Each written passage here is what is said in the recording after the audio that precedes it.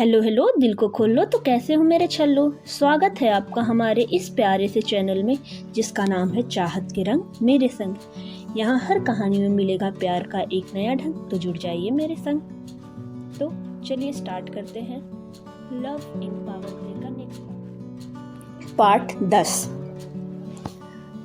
इधर जो मीरा होती है वो जाती है टीम बस में, आराम से बैठ जाती है।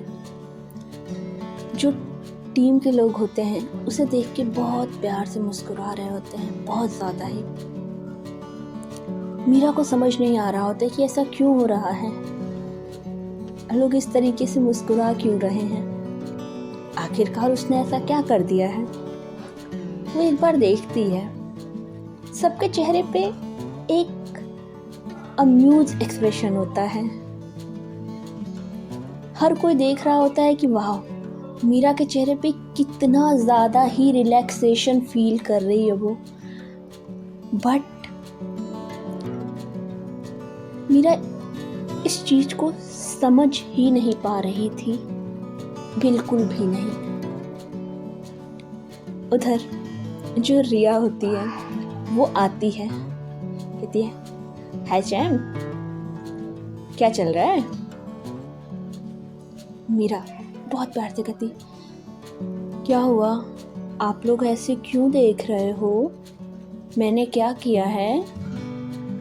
इधर से प्रीत कहती, हाय हाय, इतने प्यार से भी मत बोलो, हम तो यहीं दिल हार जाएंगे। मीरा कहती है, इसमें दिल हारने वाली क्या बात है, आप लोग ना बहुत गलत जा रहे हो।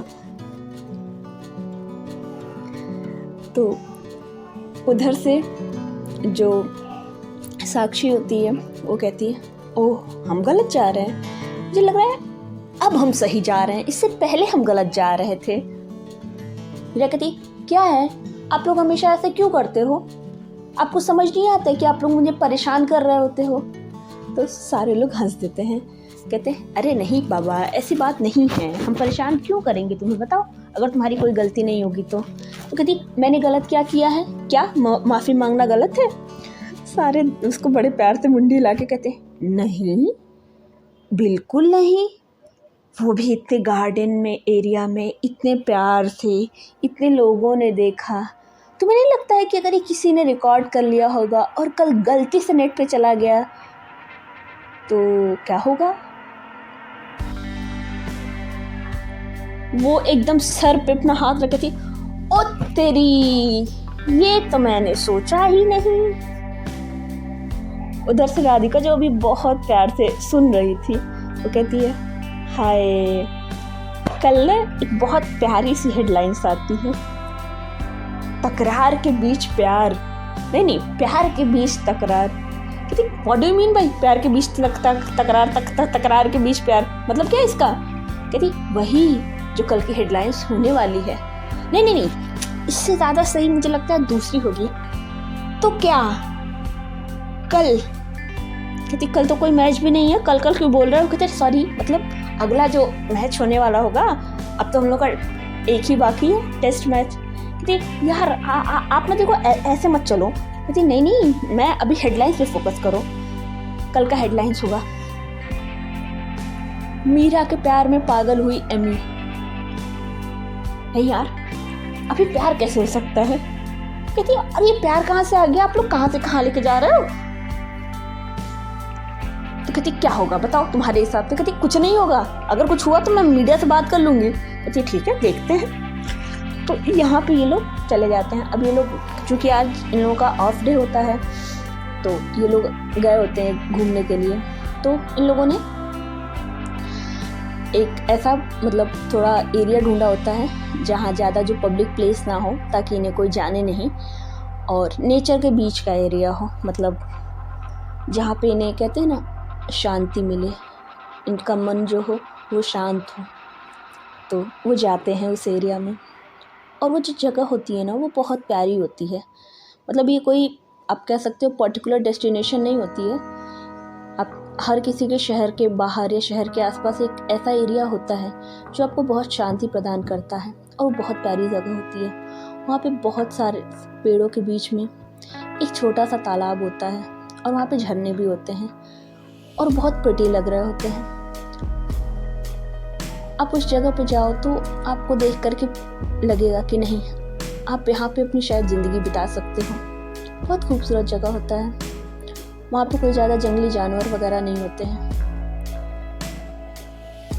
ये लोग यहाँ पे आते हैं, पहले सोचते हैं कि यहाँ पे क्या किया जाएगा, फिर कहते हैं यार टीम बॉन्डिंग ही तो बढ़ानी है, यहाँ पे क्यों नहीं कुछ हो सकता है। तो ये लोग थोड़े बहुत ना चीज़ें लेके आए होते हैं, जैसे जो छोटे वाले गैस होते हैं और थोड़ा सा कुछ खाने पीने का, तो अपना निकालते हैं थोड़े बहुत बर्तन, खाने पीने की चीज़ें जो हेल्दी वो खा सकते हैं, क्योंकि चीट मील तो कभी कभी खाते हैं। तो आज शायद वो ट्राई करते हैं कि चीट मील खा लिया जाए। तो वो लोग बहुत प्यार से थोड़ा बहुत नूडल्स बनाते हैं और अलग अलग चीज़ें बनाते हैं जो कि ज़्यादा इनका चीट मील भी ना हो और उस जगह के अकॉर्डिंग बहुत अच्छा हो।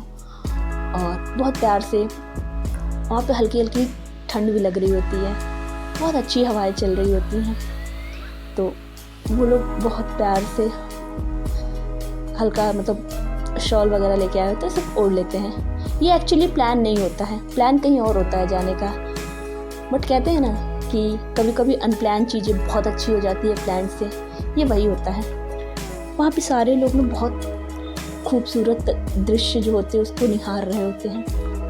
सबको बहुत प्यारा लग रहा होता है। सब लोग कोई पेड़ों के पास में जा कर के फ़ोटो ले रहा होता है, कोई झरने में जा कर के फ़ोटो ले रहा होता है। जब झरने में नहाने के लिए राधिका उतरती है ना, वो चिल्लाती है, कहती है आजा मीरा को। मीरा कहती मैं नहीं आने की, ये सारे तामझाम नहीं होंगे, और वैसे तो हम कपड़े लाए नहीं हैं, कैसे जाओगे।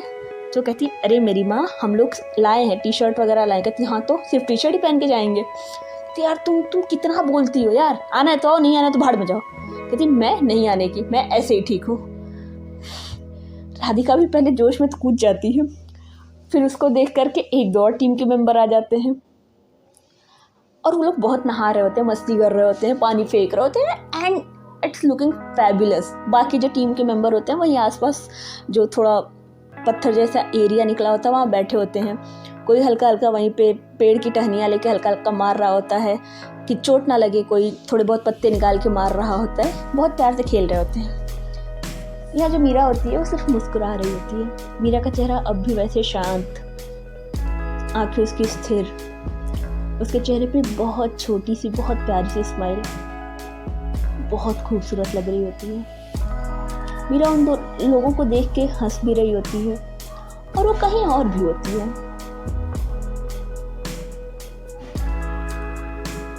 मीरा को बहुत सारी चीज़ें रिकॉल हो रही होती हैं, जैसे कुछ बचपन की यादें जो कि बहुत अच्छी भी हुआ करती थी और कुछ अच्छी नहीं भी हुआ करती थी। उसे एक जगह देख के कुछ चीज़ें याद आ रही होती हैं। वो ज़्यादा सोचती नहीं, कहती है छोड़ देते हैं, और उस यादों से वो थोड़ा धीरे धीरे बाहर आने की कोशिश करती है। देखते देखते जो मीरा होती है उसका सामने एक नज़र पड़ता है और वहाँ पे ना उसे एक बहुत प्यारा सा जानवर दिखता है। जी हाँ, हिरन। हालांकि जैसा कि मैं पहले बता चुकी हूँ, इस जंगल में या इस एरिया में कोई जानवर नहीं रहते हैं, और तो कहते हैं ना कभी कभी भटकता कोई भी आ जाता है। वो बहुत प्यारा लग रहा होता है हिरन, बहुत ज़्यादा खूबसूरत। वो भी ऐसे गुम होता है, ऐसी चीज़ों को देख रहा होता है जैसे मानो कि वो ढूंढ रहा हो, वो अकेला कहीं पीछे छूट गया हो, उसे भी समझ नहीं आ रहा होता है। मेरे को ये चीज़ बहुत अजीब लग रही होती है। मीरा को पता नहीं क्यों उस हिरन को देख के थोड़ा इमोशनल हो रही होती है। ये उसे भी नहीं समझ आ रहा होता है, क्योंकि मीरा जो है वो सीधे हिरन की आंखों में देख रही होती है। वो कहते हैं ना कि आंखें किसी की भी हो सब कुछ बयां कर देती है। कभी भी ज़िंदगी में मतलब हर कोई, मुझे लगता है जानवर की आंखों में देखा ही होगा, उनकी आंखों में एक अलग सी मासूमियत नज़र आती है और एक अलग सा ही खिंचाव दिखता है। ऐसा दिखता है कि मानो कि अगर आप उनकी आंखों में देखोगे तो आप खो जाओगे और उनकी बेबसी या उनकी मासूमियत आपको सब दिख जाती है। और मीरा वही चीज़ देख रही होती है। मीरा को समझ नहीं आता है कि वो क्या करे, क्योंकि मीरा को तो ये पता नहीं होता है कि वो बिछड़ा है, कहाँ से बिछड़ा है, क्या बिछड़ा है। मीरा उठती है, धीरे धीरे जाने की कोशिश करती है हिरन के पास, बट हमें पता ही है कि जो हिरन होता है वो कितना तेज होता है। उसे जैसे ही आहट पता लगती है वो भागने की कोशिश करता है, बट वो भाग नहीं पाता। जी हाँ, वो जो हिरन होता है ना, उसके पैर में चोट लगी होती है।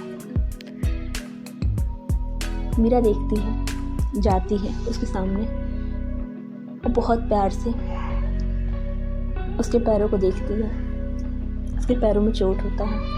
उसे समझ नहीं आता है कि वो क्या करे, बट उसे याद आता है कि इस टीम बॉन्डिंग में उसके साथ फिजिशियन भी आए हुए हैं, तो फिजिशियन बुलाती है।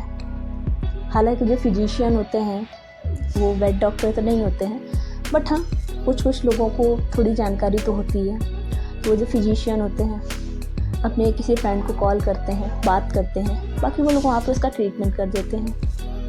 और ट्रीटमेंट करने के बाद वहाँ पे आसपास थोड़ी चीज़ें खाने की छोड़ देते हैं। मतलब हालांकि वो ऐसी जगह पे होता है जहाँ पे उसे घास वगैरह मिल जाए, पर फिर भी थोड़ा और घास ला के उसके सामने रख देते हैं कि एटलीस्ट अगर उसे 1-2 दिन अगर लगे, नहीं उठ पाए, नहीं जा पाए, तो कम से कम खा ले। फिर देखते देखते यहाँ पे इन लोगों की मजाक मस्ती में टाइम निकल जाता है और ये लोग काफ़ी बातें करते हैं बहुत अच्छे से। अब कोई अपनी फैमिली की बातें बता रहा होता है, कोई अपनी बचपन की बातें बता रहा होता है, कोई अपने क्रिकेट की जर्नी बता रहा होता है। आपस में ये लोग बॉन्डिंग कर रहे होते हैं, एक दूसरे को समझ रहे होते हैं। जो सीनियर्स होते हैं वो एक दूसरे को जानते होते हैं, बट वो अपनी कुछ इन्फॉर्मेशन अपने जूनियर्स को दे रहे होते हैं कि उनके बीच का जो गैप है उसे भरा जा सके। और जो जूनियर्स होते हैं वो अपनी चीज़ें, अपनी बातें सब कुछ शेयर कर रहे होते हैं। ये बहुत अच्छा माहौल चल रहा होता है जूनियर्स और सीनियर के बीच में। यहाँ पे जो प्रीत होती है एज अ लीडर, वो इन सब चीज़ों पे बहुत अच्छे से ध्यान दे रही होती है। वो चीज़ों को बहुत अच्छे से देख रही होती है, समझ रही होती है, तोल रही होती है। वो लोगों की स्ट्रेंथ को पहचान रही होती है, लोगों के वीकनेसेस को पहचान रही होती है। और मीरा, जिसका काम ही ऑब्जर्व करना है, वो भी कुछ ऐसा ही कर रही होती है। अब देखते देखते थोड़ा टाइम और बीत जाता है। अब लगभग 5-5:30 बज चुका होता है। तो जो कोच वगैरह होते हैं और बाकी मेंबर होते हैं वो कहते हैं अब चलना चाहिए, क्योंकि हमें नहीं पता ये कब तक सेफ है, क्योंकि इतने के लिए थोड़ा जंगल का एरिया है। तो वो लोग आते हैं अपने अपने जो भी वैन है वहाँ की तरफ और बैठ जाते हैं। और जब बैठ जाते हैं तो बस में लोग अंताक्षरी खेलते हुए आ रहे होते हैं और जो हमारी मीरा होती है ना, वो बहुत प्यार से सुन रही होती है। उसके बगल में रिया होती, कहती है तुम एक बात बताओ। कहती हाँ, तुम्हारा कभी मन नहीं करता है कि तुम मतलब हम लोगों के साथ कुछ करो, गेम खेलो? तुम्हें नहीं लगता तुम अभी 19 साल की हो, दादी अम्मा वाली फीलिंग देती हो? तो घूर के देखती है, कहती क्या मतलब है दादी अम्मा वाली फीलिंग देती हूँ मैं? हाँ, इतनी प्यारी तो हूँ मैं, देखो देखो इतना क्यूट सा मेरा चेहरा है। कहती प्लीज ये मत करना, बहुत गंदी हो तुम इसमें। मीरा हंस देती है, कहती तभी तो मैं ऐसे सीरियस रहती हूँ, पता है आपको? अगर आप ऐसे सीरियस रहो ना तो जो आपकी कमियां है ना वो छुप जाती हैं। तो सारे लोग ना हंस देते हैं, कहते हैं अच्छा ऐसी बात है? कहती हाँ। थोड़ी देर ऐसे ही बातों में, मुलाकातों में, एक दूसरे को जानने में, पहचानने में, अंताक्षरी में, देखते देखते डेस्टिनेशन आ जाता है। बहुत अच्छा लगता है, बहुत ही खूबसूरत लगता है। ये लोग आते हैं बहुत फ्रेश महसूस करते हैं। बहुत ज़्यादा ही। इन लोगों को लगता है वाह, आज का दिन तो वर्थ इट रहा। क्योंकि इन लोगों का यहाँ पे भी एक मैच अबेंडन हो चुका होता है बारिश की वजह से, तो अब मेन जो फोकस होता है ना वो टेस्ट मैच के लिए होता है। और विमेन टीम में टेस्ट मैच बहुत कम खेला जाता है, तो ये लोग बहुत अच्छे से प्रिपरेशन कर रहे होते हैं, बहुत अच्छे से। इन लोग का होता है कि नहीं, कुछ भी हो जाए हमें उस तरीके से नहीं करना है, हमें चीज़ें सही से करनी है। तो ये लोग अपना स्टार्ट कर देते हैं, बहुत अच्छे से तैयारी करना, चीज़ों को देखना, चीज़ों को समझना, सब कुछ बहुत सही से चल रहा होता है। देखते देखते प्रैक्टिस आप कह लो बीत जाती है। अब आता है मैच का दिन, जो होता है टॉस की बारी। टॉस में एज यूजुअल इधर से जो प्रीत और उधर से तालिया आते हैं, टॉस होता है। और इस बार जो टॉस होता है वो येलो टीम जीतती है, और उन्होंने डिसाइड किया होता है बैट फर्स्ट करने का। वो लोग जाते हैं अपने ड्रेसिंग रूम में। इधर जो रिया होती है वो एक हडल करती है, लास्ट हडल, और वहाँ पे बोलती है हमें हर हाल में इन्हें जल्द से जल्द ऑल आउट करना होगा, क्योंकि ये जो पिच है 4th इनिंग के लिए एकदम ही अच्छी नहीं है। 4th इनिंग में 125 से ऊपर स्कोर गया तो बहुत मुश्किल हो जाएगा। और सारे लोग इस बात को समझते हैं, सब लोग हामी भर के चले जाते हैं खेलने के लिए, अपनी अपनी पोजीशन ले लेते हैं। जो येलो टीम के बैट्समैन आ चुके होते हैं ग्राउंड पे, और उन लोगों ने अपना गार्ड ले लिया होता है। अब मैच स्टार्ट होता है। मैच की इंटेंसिटी बहुत हाई होती है, बहुत ज़्यादा, इतनी हाई कि ये बहुत रेयर मोमेंट होता है जब ग्राउंड्स भर रहे होते हैं। आप कह सकते हैं कि ये मतलब विमेन क्रिकेट का एक तरीके से बहुत ही बड़ा ट्रांजिशन चल रहा था, और ये ट्रांजिशन बहुत अच्छा था। पहले जहाँ पे बहुत कम लोग आते थे मैचेस देखने, आज बहुत ज़्यादा लोग आने लगे हैं। तो यहाँ पे जो ब्लू टीम थी उनके ऊपर भी बहुत ज़्यादा प्रेशर था, क्योंकि उनके होम ग्राउंड पे मैच था। देखते देखते अब मैच स्टार्ट हो चुका होता है। धीरे धीरे मैच के 10 से 15 ओवर बीत चुके होते हैं, और जो येलो टीम होती है वो बहुत अच्छा खेल रही होती है। 15 ओवर में उन लोगों ने लगभग 62 रन बनाया होता है, और कोई भी विकेट नहीं खोया होता है। जी हाँ, कोई भी विकेट नहीं खोया होता है। और देखा जाए तो उनकी बहुत अच्छी शुरुआत हो चुकी होती है। देखते देखते पहला सेशन बीत जाता है। पहले सेशन में येलो टीम एक भी विकेट नहीं खोती है और अच्छा खासा रन करके चली जाती है। 120 से 125 रन के बीच में बना चुकी होती है। देखते देखते ये लोग जाते हैं ब्रेक लेने के लिए, और जैसे ही ब्रेक लेने के लिए जाते हैं, जो ब्लू टीम होती है वो थोड़ा डाउन फील कर रही होती है, क्योंकि उन्हें पता होता है कि ये सेशन अच्छा नहीं गया है। और वहीं येलो टीम बहुत ज़्यादा खुश हो रही होती है। उधर जो कमेंटेटर होते हैं बहुत अच्छे से वेलकम कर रहे होते हैं येलो टीम का, और वहाँ पे बाकायदा बात किए जा रहे होते हैं। कमेंटेटर 1 बोलता है, तो आपको क्या लगता है कि कौन जीतेगा? कमेंटेटर 2 बोलता है कि पहला सेशन तो बिल्कुल येलो टीम के नाम है, और जिस हिसाब से ब्लू टीम की गेंदबाजी लग रही है, मुझे नहीं लगता है कि ये मैच कहीं से भी उनकी टीम जीतते हुए नज़र आ रही है।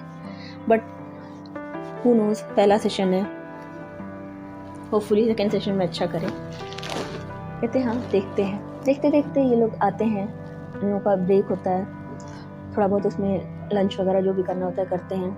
यहाँ पे फिर 1-2 मिनट की टीम मीटिंग बुलाई जाती है। जितने 11 मेंबर होते हैं उनके बीच में बात होती है, कोच बात करते हैं। अब यहाँ थोड़ी प्लानिंग में चेंज हो रही होती है। मीरा से पूछा जाता है कि मीरा, तुम बताओ कैसे हैंडल करना चाहिए, क्योंकि तुमने काफ़ी अच्छे से हैंडल किया था पिछले दोनों मैचेस में। मीरा अपना जो पॉइंट ऑफ व्यू होता है वो रखती है। कहती है कि मैंने जितना ऑब्ज़र्व किया है इस प्लेयर का, मुझे ये वीकनेस लगती है, तो मुझे लगता है हमें इन दोनों बॉलर के साथ जाना चाहिए।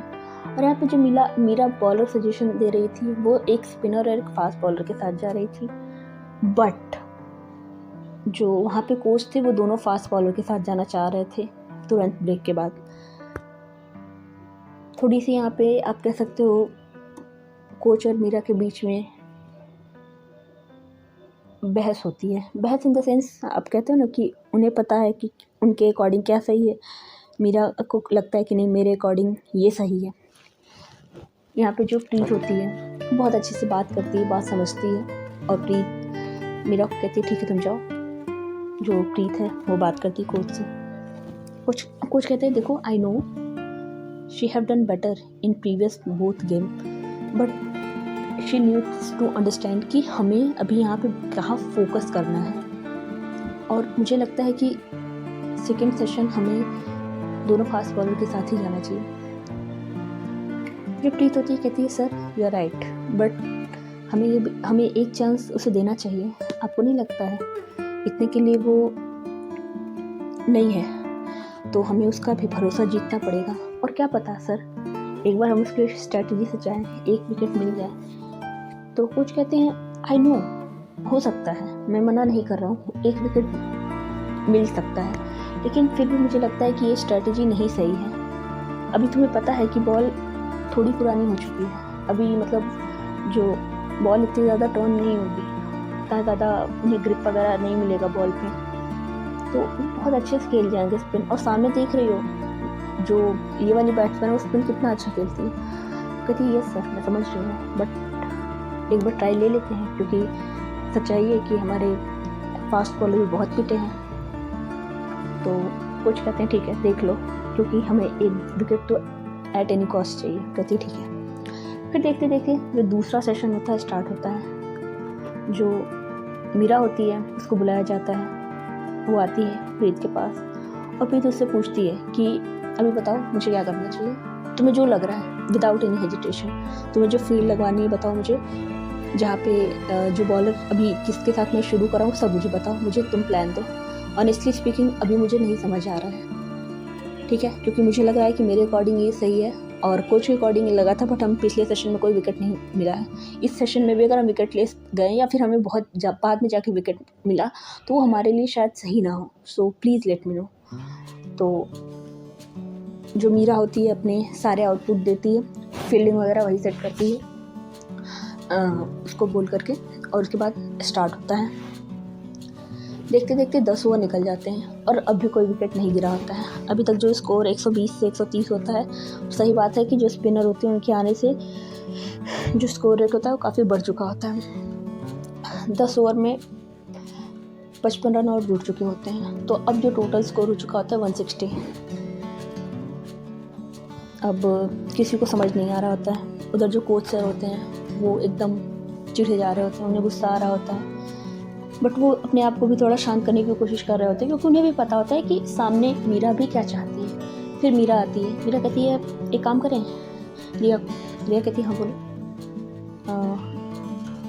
क्योंकि अभी प्रीत थोड़ी बाहर गई होती है, रिया कैप्टनसी कर रही होती है। कहती है क्यों ना हम एक साइड की फील्डिंग कवर कर लें, दूसरे साइड का छोड़ देते हैं, दूसरे साइड का ये दोनों फील्डिंग रख लेते हैं, आप क्या कह रहे हो, और बॉल दूसरे साइड से खिलवाते हैं इधर से डाल के। कहती है एक बात बताओ तो फील्डिंग इधर लगवा रही हो, बॉलिंग तुम लेग के साइड करा रही हो, हाउ इज़ दैट पॉसिबल। कहती है आप करो तो मैं बता रही हूँ क्या करना है। तो कहती ठीक है। तो जो रिया होती है ना उसका शायद सबसे ज़्यादा ट्रस्ट होता है मीरा पे, क्योंकि अंडर रिया कैप्टनसी ही मीरा ने सब कुछ अच्छे से संभाला था और वहाँ पे ही उसे सक्सेस मिला था। तो मान जाते हैं, मानने के बाद होता यही है, अगले ओवर में एक विकेट मिल जाता है, और जैसे ही ये विकेट मिलता है ना ब्लू टीम के लिए बहुत ज़्यादा रिलीफ होता है। अब नई बैट्समैन आती है, नई बैटर आने के बाद जो यहाँ पे हमारी मीरा होती है वो वहाँ पे फिर से प्लान वन करके ये लोग देखते देखते अगले 5 ओवर में जो येलो टीम थी, जहाँ अभी 160 पे कोई विकेट नहीं था, अगले 5 पे 170 पे 4 विकेट हो चुका होता है। जी हाँ, अगले 10 रन में इन लोगों ने 4 विकेट खो दिया होता है। अभी तक जो येलो टीम बहुत अच्छी पोजीशन में लग रही थी, अब आप कह सकते हो वो बहुत ही वल्नरेबल पोजीशन में हो गई थी 4 विकेट गिरने से। अब क्रीज पर दोनों जो बैट्समैन होते हैं दोनों नए होते हैं और क्रीज पे होते हैं सैम और एमी। जी हाँ, एमी आई होती है 5वें नंबर पे बल्लेबाजी करने, सैम आती है 6ठे नंबर पे। और सबको पता होता है कि ये जो जोड़ी है बहुत ख़तरनाक जोड़ी है। स्पेसिफिकली लॉन्ग फॉर्मेट में ये बहुत टिक के बहुत देर तक खेलते हैं। देखते देखते दूसरा सेशन अब तक जो होता है वो ख़त्म हो चुका होता है। जो दूसरा सेशन होता है वो टोटली ब्लू टीम के नाम होता है। जैसे ये लोग अंदर आते हैं, चाय काल का समय होता है, ये लोग चाय वाय पी रहे होते हैं और कोच बहुत खुश होते हैं और कोच ने मीरा से माफ़ी भी मांग ली होती है। मीरा कहती है, सर ऐसी क्या बात है? कहते नहीं नहीं, देखो जब भले ही मैं कोच हूँ, अगर मैं गलत हूँ तो मुझे माफ़ी मांग लेनी चाहिए और मैं यही उम्मीद करूँगा कि कल को अगर कोई भी गलत हो तो वो माफ़ी मांगे। इससे कोई बड़ा या छोटा नहीं होता है।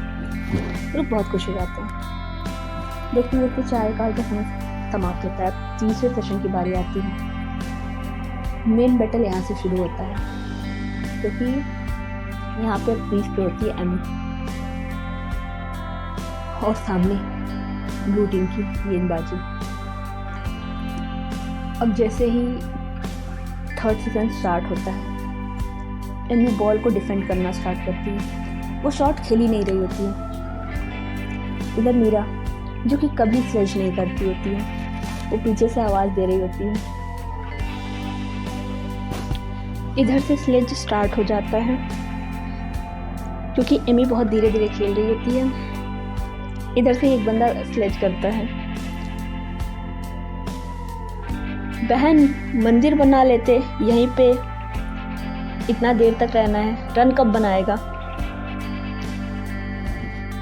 एमी को ये चीज़ समझ में तो आएगी नहीं, ऑब्वियस ही बात है, वो हिंदी में बोल रही है। उधर एक टीम मेंबर जो होती है वो हंस देती है, कहती उसे हिंदी समझ नहीं आती है। तो इसमें कहती है तो इट्स नॉट माई मिस्टेक, मुझे इतनी इंग्लिश नहीं समझ आती है। सारे हंस देते हैं। तो उधर से फिर एक शख्स होता है जो कि इंग्लिश में स्लेजिंग करता है और बहुत प्यार से कहता है, इट्स नॉट प्यार सच्चा वाला प्यार, बट इट्स की स्लेजिंग वाला।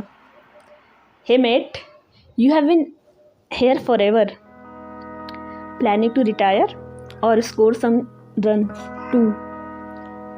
एमी जब ये देखती है, सुनती है ना, भाई साहब उसका चेहरा देखने लायक होता है क्योंकि उसे पता होता है कि अभी उसे इसी तरीके से खेलना है, उसे यहाँ से जाना नहीं है, हटना नहीं है।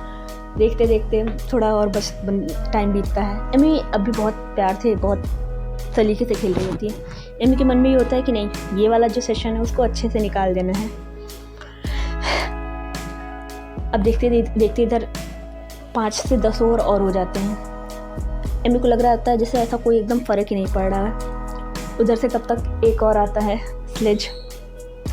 आई have seen snail move faster than you strike rate. भाई जब वो ये बोलती है तो उसे समझ नहीं आता है कि वो बोल क्या रही है। तो कहती क्या है यार, कहाँ से देख के बोला? कहती कहाँ से क्या, इतने देर से याद करके आई थी मैं। सारे आपस में मजाक भी कर रहे होते हैं। कहती बोला क्या ये तो बता। तो कहती कुछ नहीं। वो कहती है कि एक्चुअली मैं इसे बोल रही हूँ ना कि तेरे स्ट्राइक रेट से ज़्यादा तो मतलब ट्राइब की लाइट भी जल्दी जलती है। वो ऐसे ऐसे बोली जा रही है कि सारे लोग हंस रहे होते हैं। एमी को समझ आ रहा होता है कि नहीं, स्लेजिंग हो रही है। जो एमी होती है वो फोकस रहना चाहती है क्योंकि एमी को पता होता है कि वो थोड़ा सा भी कंसंट्रेशन से हटेगी दिक्कत हो जाएगी। इधर देखते देखते और टाइम होता है और अब लास्ट के आप कह सकते हो सिर्फ 5 मिनट होते हैं। अब जितनी भी टीम होती है ना ब्लू टीम की, एकदम सब पास में आ जाती है और मानो कि एकदम घेरा बना लिया है कि नहीं, एकदम इसको घेर के रखना है, एकदम घेरा बना के एकदम चढ़ चुके होते हैं कि अब इनको हराना ही है चाहे कुछ भी हो जाए। इधर जो एमी होती है वो तो कंसंट्रेटेड होती है, बट जो सैम होती है ना वो शायद कहीं ना कहीं थोड़ा कह सकते हो कि उसे डिस्ट्रैक्ट हो रहा होता है। और देखते देखते जिस चीज़ की दारोकार थी ब्लू टीम को वो हो जाता है। एमी तो आउट नहीं होती बट सैम का विकेट मिल जाता है, और सैम का विकेट मिलना मतलब बहुत बड़ी बात होती है। अब ज़्यादा ओवर नहीं रह गया होता, मात्र 1.3 ओवर रह गया होता है। अब जो भेजा जाता है वो होता है लोअर ऑर्डर का बैट्समैन। वो आता है, अपना गार्ड लेता है, खेलना स्टार्ट करता है। सोचता है कि वह सही से 3 बॉल बचा लेगा, बट यहाँ पे तो आप ऐसे कह सकते हो कि एकदम गिद्ध के सारे ब्लू टीम के प्लेयर एकदम वहीं पे एकदम खड़े हो जाते हैं, और एकदम ऐसे नहीं होता है जैसे एक साथ चिड़िया की तरह एकदम चहचहाना जैसे एक सुर में, वैसे ही स्टार्ट हो जाते हैं। ऐसा लग रहा होता है कि मानो एकदम शिकार के लिए तैयार हैं शिकारी, ऐसा चल रहा होता है। पहला बॉल जैसे ही बॉलर डालता है एकदम बैट्स के बगल से जाता है, मिलीमीटर का आप कह सकते हो सिर्फ डिफरेंस होता है वहाँ पे। यहाँ जो एमी होती है वो नॉन स्ट्राइकर एंड से देख रही होती है, उसकी दिल की धड़कनें बहुत बढ़ रही होती हैं। एमी को समझ नहीं आ रहा होता है, एमी कहती है हो जाएगा हो जाएगा हो जाएगा। दूसरा बॉल आता है। अब जो दूसरी बॉल आती है वो भी एकदम बैट और पैड के बीच में निकल जाती है। पूरे जो फील्ड का माहौल होता है एकदम टेंस्ड होता है, एकदम आप कह सकते हो कि सबके दिल की धड़कनें धक धक धक धक धक धक हो रही होती है। इधर जितने भी दर्शक आए हुए होते हैं उस टीम में, वो बहुत बहुत ही एकदम तेजी से बहुत रुचि लेके उस मैच को देख रहे होते हैं। अगर वहाँ पे स्टेटोस्कोप लगा दिया जाए, तो वहाँ पे सबके दिल की धड़कनें इतनी तेज होती हैं ना कि उससे ये पूरी दुनिया हिला देंगे। इतना ज़्यादा टेंस माहौल होता है, सबके चेहरे पे एकदम वो बेचैनी, नर्वसनेस सब कुछ दिख रहा होता है। इधर जो एमी होती है वो सिर्फ ये सोच रही होती है बस सिर्फ एक बॉल और रह गया, सिर्फ एक बॉल बचा लो, बाकी उसके बाद मैं अगला ओवर देख लूँगी। और वो जाती है, वो अपने उससे बात भी करती है, कहती है don't worry, you are doing good mate and you can do it. और इधर जो ब्लू टीम होती है वो सिर्फ बोले जा रहे होते हैं आ रहा है, एक और आ रहा है, एक और आ रहा है, ऐसे बोल रहे होते हैं। यहाँ स्लेजिंग पे स्लेजिंग हो रही होती है। देखते देखते उस ओवर की लास्ट बॉल आती है और यहाँ से बॉल फेंकी जाती है। बॉल हवा में धीरे धीरे बॉल जाती है और बहुत एक छोटा सा डेविएशन लेकर के बैट और पैड में से निकलती है और जो बेल होता है उसको लेकर के उड़ जाती है।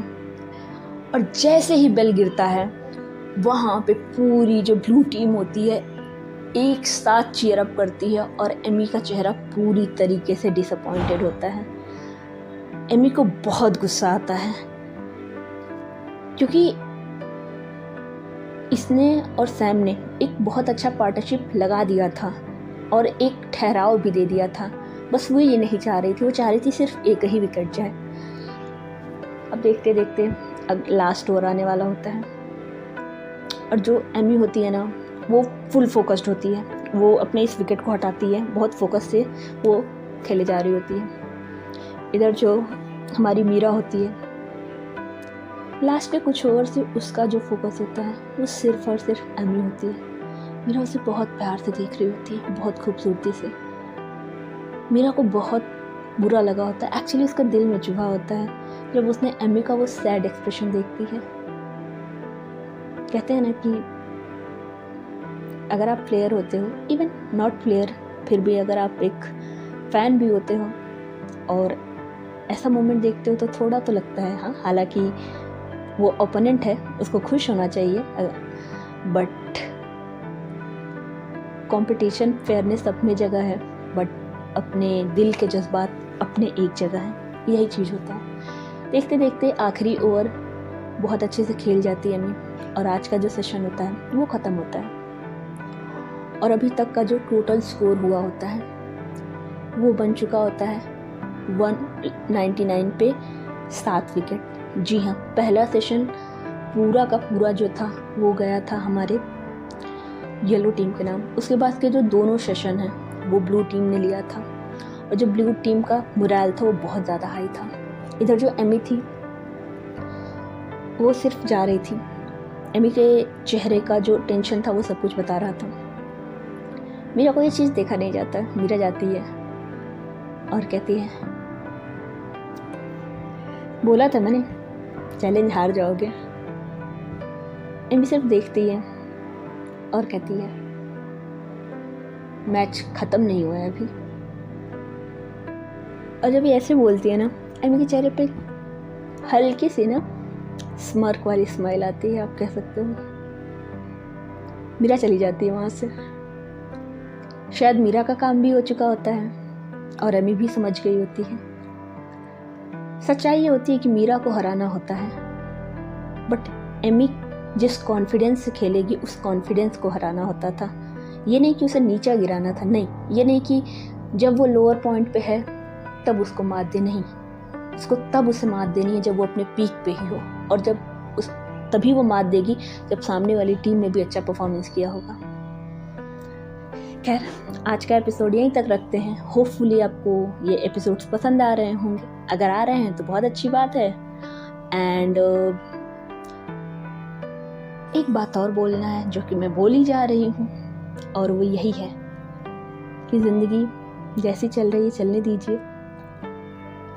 अगर कभी किसी मोड़ पे लगता है कि कुछ चीज़ें रह गई हैं ज़िंदगी में, कोशिश करिए उसे पूरी करने की। बाकी